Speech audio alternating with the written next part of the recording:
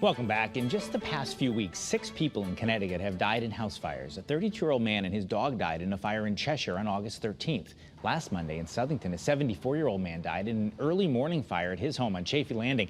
And in Hartford, a devastating tragedy with 2 children and 2 adults dying in an overnight fire on Schultes Place. All 4 were members of the same family. Channel 3's Susan Raff spoke with the mother of 3 of those victims, who is also the grandmother of the 4th. I put my daughter down, I hit up the board, moved it out the way, opened the doors, got my 16, 18-year-old out the way. Erica Connor did everything she could to get her children out of the house. She has 3rd-degree burns on her hands as she tried to rescue as many as she could. But within minutes, she realized 3 of her daughters had not been able to escape. The whole house was engulfed in flames. And they just kept trying to get me to go down to the corner and just get into an ambulance and go. And I'm like, no, where are my babies? I didn't want to leave without my babies. The fire here on Schultes Place broke out in the middle of the night. They were all sleeping. 7 managed to escape, but not her 25-year-old daughter, Aisha, and Aisha's 3-year-old son, Joshua. Also killed in the fire, 21-year-old Krista Lee and 14-year-old Maria Lise. The rescue unit had to back out. They said the fire was orange by then. My babies were gone within minutes.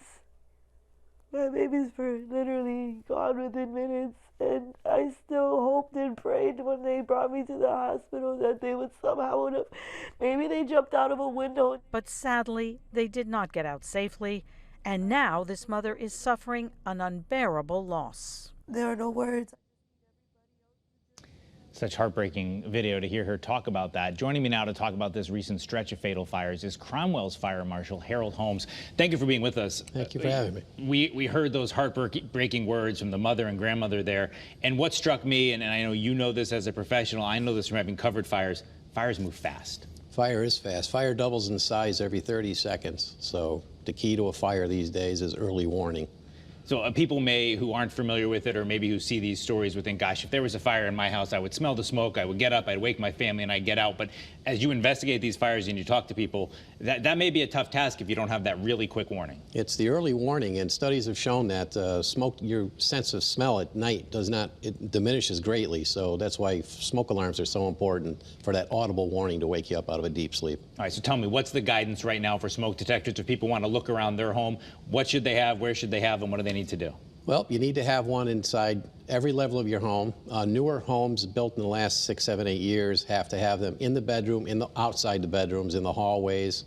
Never put one in the kitchen area if it tends to go off while you're cooking. So you need to, if it goes off while cooking, move it a little further away from the kitchen. But every level of the home is recommended, and inside and outside each bedroom. And then obviously, I know they sell the sealed 10-year battery units. Others just have the 9 volts, some are hardwired. But whatever you have to know when the replacement cycle is. You have to know what the replacement cycle is. It's usually twice a year when we change the time is the best time to remember to. There's usually a campaign that says, sure, change your clock, change your batteries, so they go and do that.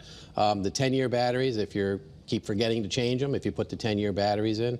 And a new law beginning October 1st is you can't have smoke detectors with batteries. They're going to be sealed units starting October 1st. So that'll mean that everybody's going to have Everybody's going to have a 10-year sealed battery.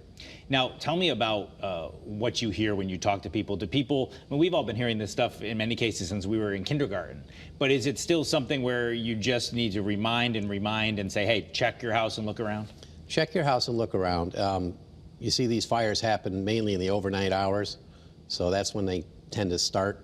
And if you're sleeping, you need to have that audible alarm to wake you up. And I know in your town, you have a program where if somebody is watching this morning in Cromwell and says, gosh, Fire Marshal Holmes, I don't have one of these things, you can make a call. Yeah, you can call my office if you live in the town of Cromwell, and we will come out. We give smoke detectors. We'll install a few of them in your house if you need them, and we do a complimentary safety inspection of your home, point out any hazards that may lead to problems further on down the road. And that's something you were saying, your statutory authority that comes from the legislature and from in the town deals mostly with larger structures. So right, you're always happy to look inside a single-family house and give a tip. Yeah, legally we can't enter single-family and 1 and 2 family homes. We're not allowed in unless we get invited by the homeowners. or if there's a complaint from a tenant, if it was a week ago. But it's our way to get our foot into the door. We inspect every other business statutorily every year, every other building in our jurisdiction, except 1 and 2 family homes. And if you look at the news, that's where most of the fires occur. I want to ask you about that because we were talking before we started this interview. I don't want to be crass, but there's kind of a fire season. If you're a firefighter, you know that those heating fires tend to be, so it's usually the colder weather where we see more fire activity and more fires, space heaters, people leaving things up against radiators. Is this an unusual time for this recent spate of fatal fires? Generally in the summertime, we seem to have more outdoor fires. Cooking fires extend to houses and things. The heating season is coming upon us with the cooler weather coming, and that's when you need to have your heating, your furnaces looked at, cleaned, chimneys cleaned, things like that, because that's generally where we get a lot of fires. So is that something, and space heaters I know as well, especially maybe in rental units where people aren't happy with what the landlord has provided for heat. So is there some advice as we head into that colder weather, maybe to make this recent streak stop? Yeah, space heaters and small heaters like that plug in, don't plug them into an extension cord. Do not plug them into what we call a zip strip, a multi-plug adapter. They need to be plugged in directly into a wall outlet. And you said something interesting to me before as well, that you've had some recent calls for recalls. And as a consumer, if I get a recall, I'm thinking the software is probably bad, I need to update something. But from a fire perspective, if you have an appliance of some sort or an electronic device with a recall, it could lead to a house fire. Yeah, we've had several in Cromwell this past year due to recalls, and people need to fill out that little product card and send it back in. I mean, they can do it by email. Now they have QR codes. Makes it a lot easier for people to do. You mentioned that you have a program in Cromwell, and obviously, we have viewers watching all over the state, and you can only help Cromwell. But I would imagine the advice probably is, if you realize you need a safety evaluation or a smoke detector, call your local fire marshal or fire department. Yep, call your local fire marshal or your fire department and see if they have a program. If not, they can make recommendations for you. And that's something where maybe it's a simple walk through the house might be able to make people a lot safer. Absolutely. What about the old piece, again, going back to kindergarten, have an escape route, have a meeting spot? Is that still important stuff for families to talk about? That's the first thing we teach the kids is you have fire drills in school. A lot of workplaces have fire drills. You should have a fire drill at home and practice it, because that way you don't go back into the house. Fire department pulls up. We would like to know that everybody is out of the house or the structure, and we know that if everybody's out at the meeting spot and they practice their drills. And have 2 ways out of the house, right? 2 ways out of every house is the best option. Most bedroom, like 2 ways out of every room. Usually have a window, could be option 1, out the door, down the stairs, front or back doors.